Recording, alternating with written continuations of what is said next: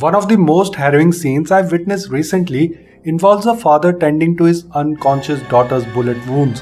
While examining her for further injuries, he discovers blood between her thighs and realizes the horrific truth.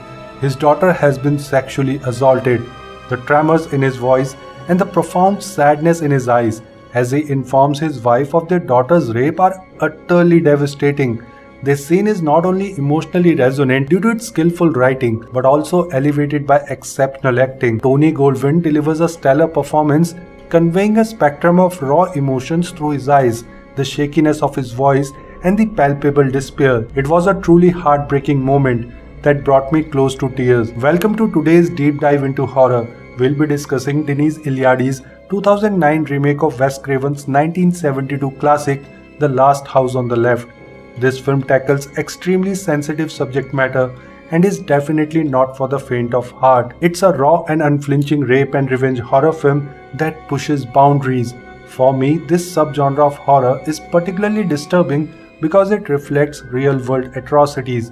These stories highlight the monstrous capacity of human beings, the depths of depravity they can reach, and the sheer evil they can inflict. It's a truly terrifying concept. One moment life proceeds as usual and the next tragedy strikes. This film serves as a stark reminder of the world's harsh realities and the importance of vigilance. This sense of vulnerability is established in the film's first half. The narrative underscores the danger of trusting strangers. We simply don't know their backgrounds or intentions. They could be dangerous individuals involved in nefarious activities. This is a trap young people can often fall into. In the film, Paige and Mari meet Justin at a supermarket, where he offers them some marijuana.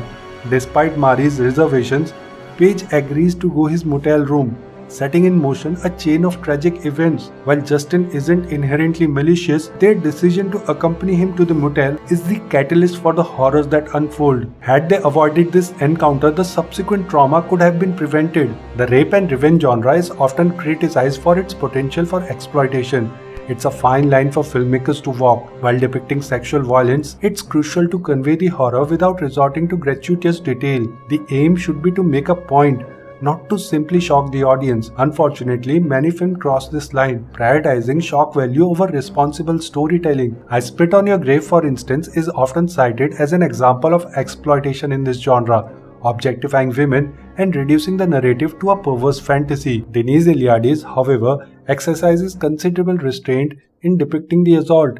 He understands the gravity of the scene and handles it with a degree of sensitivity. The scene is undeniably gut-wrenching, the screams alone enough to unsettle viewers. Denis understands that showing every detail is unnecessary. The scene is filmed in a way that conveys the horror without being overtly graphic. Any further depiction would have tipped the film into exploitative territory. The Last House on the Left is a powerful and disturbing film because of this restraint. My only significant criticism lies in the introduction of Sarah Paxton's character Mari. The camera's focus on her body feels objectifying and unnecessary, especially given that she portrays a 17-year-old girl. This choice is unsettling and detracts from the film's overall impact. Thankfully, this objectification is not a recurring theme. While character development isn't always a priority in this genre, The Last House on the Left effectively establishes his antagonist. The film opens with Krug, the gang leader, being transported to a new prison. His gang members orchestrate a violent escape, killing the police officers in the process. This immediately establishes them as ruthless criminals. Garrett Dillahunt delivers a chilling performance as Krug. He embodies the character's unsettling mix of charisma and menace. His interaction with the girls in the motel room are particularly tense, as his unpredictable nature keeps the audience on edge. He perfectly portrays a man you wouldn't want to cross. Dillahunt excels in both the film's gruesome scenes and his confrontation with Mari's parents. Krug's twisted belief that forcing his son to commit rape will make him a man highlights his depravity. You are meant to hate him, and Dillahunt's performance ensures that you do. Ricky Lindholm portrays Sadie, Krug's drug-addicted girlfriend.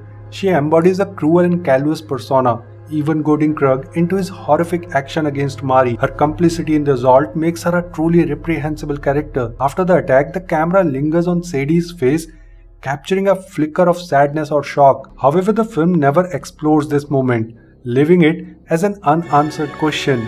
I also felt a degree of sympathy for Justin. He initially just wanted to have a good time, but he was aware of the potential danger of bringing girls to the motel, especially given his father's volatile nature. His situation reflects how some individuals became entangled in crime due to circumstances beyond their control, often stemming from dysfunctional family dynamics. The last house on the left is a brutal exploration of the lengths a parent will go to for revenge.